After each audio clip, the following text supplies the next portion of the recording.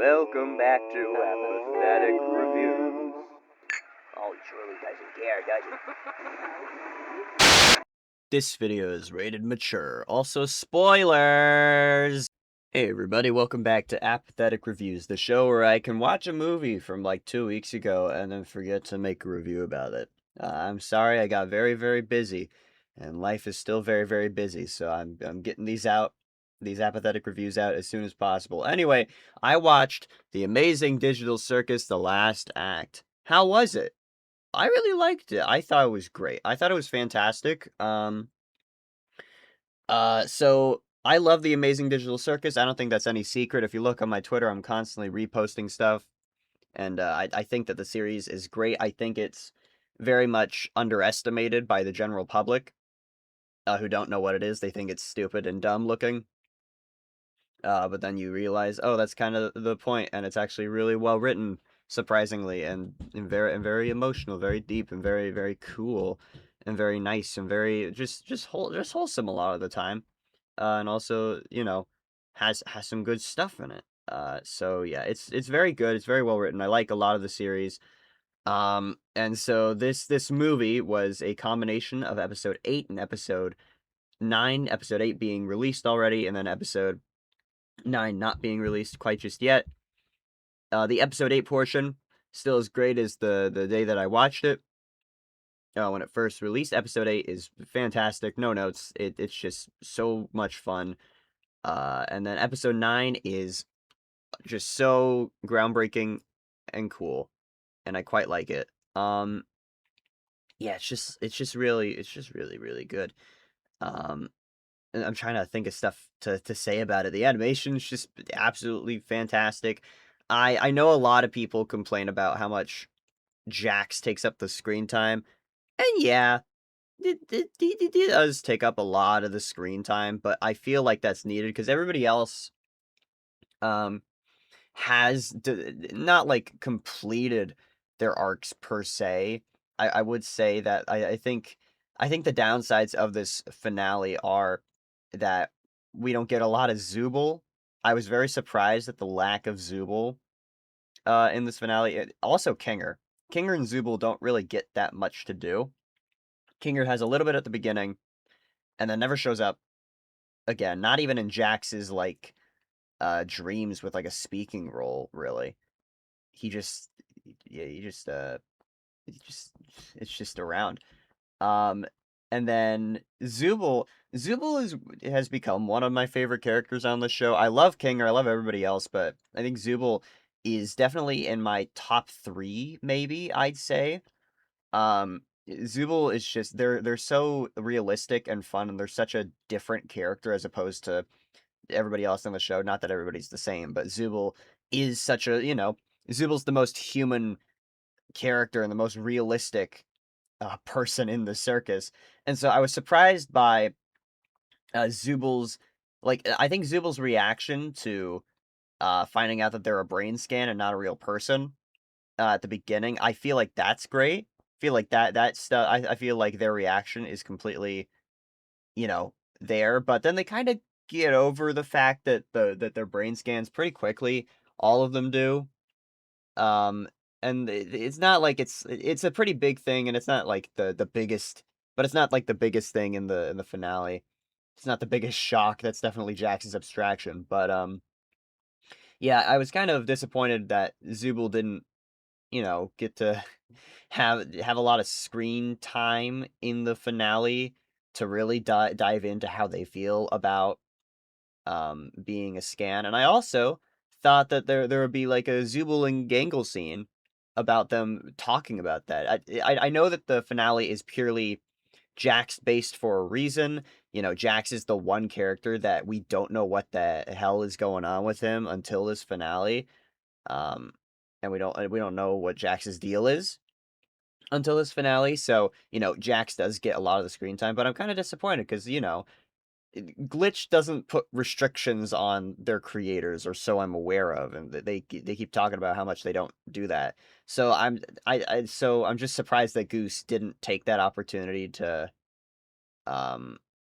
develop Zubul a little bit more. But you know what? I don't care. I love Gooseworks. I think that she does a fantastic job making this show. And I think that this episode is such a passion project. This whole series is a passion project, but this episode really feels like Gooseworks putting so much of herself into the show. Because it goes over, like, I mean, like, a little subtly, not so subtly, about Jax being a closeted trans person, being a trans woman. It's a very, very cool development that gives Jax a lot of depth to their character, and it's very cool. I think that this is a good Jax development. I don't know why everybody complains so much about this development. I think it makes sense. I don't know, like, like, if you look at Jax's actions over the course of the whole series, it now all makes sense that Jax is really just really trying to push down any feelings that he has due to his trauma with his parents. So that was really cool. Seeing Ribbit was awesome, and Ribbit's a really, really cool character, and Kaufmo is a really cool character. I love Kaufmo. He's voiced by Aaron Hansen, and I know a lot of people have a problem with Aaron Hansen, but I think Aaron Hansen's kind of cool. I like his voice, and I think he's kind of cool, and it's kind of cool when he shows up and stuff. Um, Not saying that people having a problem with him is unjustified, because there is justified reasons to not like Aaron Hansen, but I think sometimes it's a bit overblown, just a bit. But anyway, Aaron Hansen voices Kaufmo, and Kaufmo is awesome, and I bought a Kaufmo plush. I still need to buy a Pomni plush, and possibly a Ribbit plush, I don't know. But I bought the Kaufmo plush as soon as the movie was over. And it's Kaufmo's great. I love Kaufmo. Kaufmo's awesome. Anyway, so yeah, I love all the Jack stuff. The Jack stuff is great. I think the Kane stuff is very good. Once I see the, because I'm recording this only a week after I watch the finale. I'm gonna release this on the day that the YouTube release comes out. Just so that, everybody has a fair chance. But a fair chance, and I'm not spoiling things for people that I don't want to accidentally do that. So anyway, but I'll have to rewatch the episode when it comes out on YouTube, because I think the Kane stuff, when I was watching it, was very, very cool and very, very interesting, but it's also, like, not vague, but a lot of it is very metaphorical and I think out of order. So I just need to watch it again.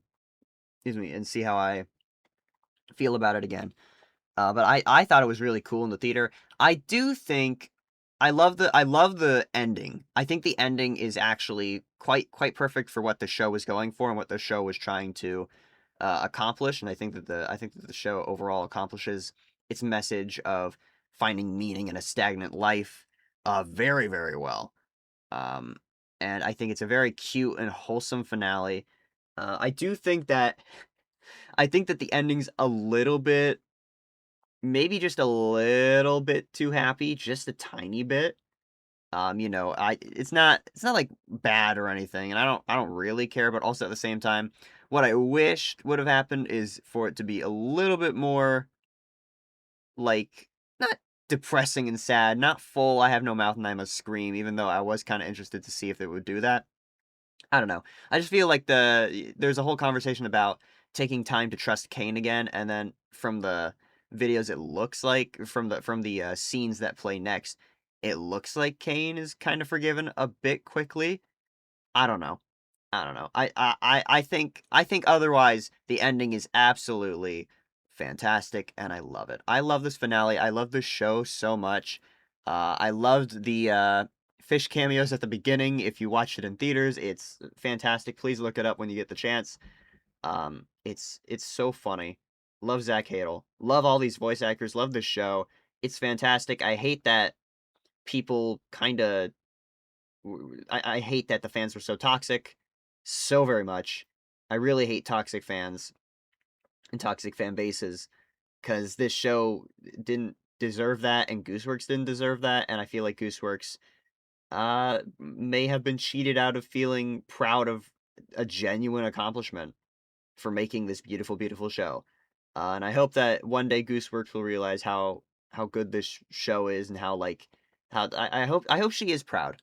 of what she's made. I really do. Not trying to get parasocial here, but I really do hope that she is proud of what she's made and what she's accomplished with this show because it is really, really good and quite and something quite special, especially to me. And I love it. I love this show. I think it's great. I think it's fantastic. Anyway, the finale is great, and I love it, and I love it, and I love it. And I think that Glitch is gonna do some more really cool things, and I hope maybe one day I'll work with them. I think that's the dream. I hope to see more indie creators get rises. Maybe one day I'll be a part of that in some way. But yeah, I think indie is awesome. Indie creators are awesome. Indie projects are awesome, and the rise of indie animation and indie work is fantastic, and I love it. All right, smiles to you. Thank you for watching. Bye. So I don't know where my kazoo went. I don't know where the heck it went.